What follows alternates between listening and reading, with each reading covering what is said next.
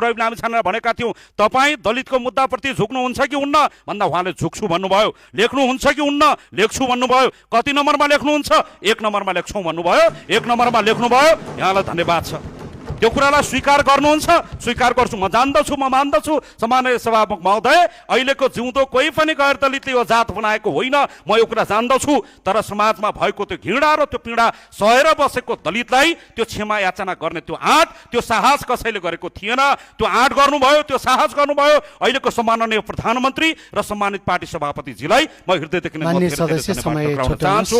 मेरो कुरा टुङ्गाउँदै गर्दा म यहाँलाई हृदयदेखि नै आभार प्रकट गर्दै राष्ट्रिय स्वतन्त्र पार्टीले जसरी क्षमा मागेको छ, अहिलेको सरकारले जसरी क्षमा मागेको छ, अब यो बुरालाई एउटा नीतिगत रूपमा एउटा विधिगत रूपमा एउटा स्थापित गर्नुपर्नेछ। वर्षौँदेखि अन्याय र अत्याचारको त्यो तल परेर बसेको एउटा समुदायले त्यो न्यायको महसुस गर्नेछ।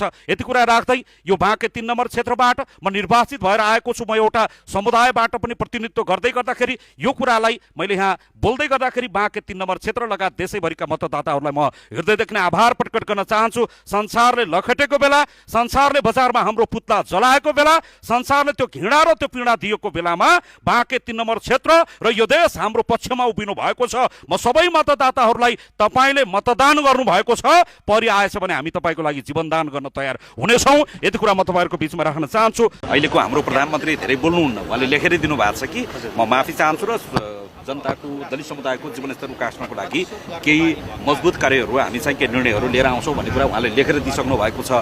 संसदको सबैभन्दा ठुलो त्यो सत्तारूढ दलको 2/3 बहुमत प्राप्त सत्तारूढ दलको सभापतिले चाहिँ माफी मागिसक्नु भएको छ भने सदनले गर्ने कर्म सदनले गरिसकेको छ। सरकारले गर्ने कर्म मैले अघि पनि भने स्वभावले अहिलेको हाम्रो प्रधानमन्त्रीज्यू धेरै बोल्नुहुन्न, काम गर्ने कुरामा विश्वास गर्नुहुन्छ। उहाँले लेखेर दिने कुरामा म माफी चाहन्छु र काम गर्ने कुरामा चाहिँ सरकार प्रतिबद्ध छ भनेर उहाँले भन्नुभएको छ।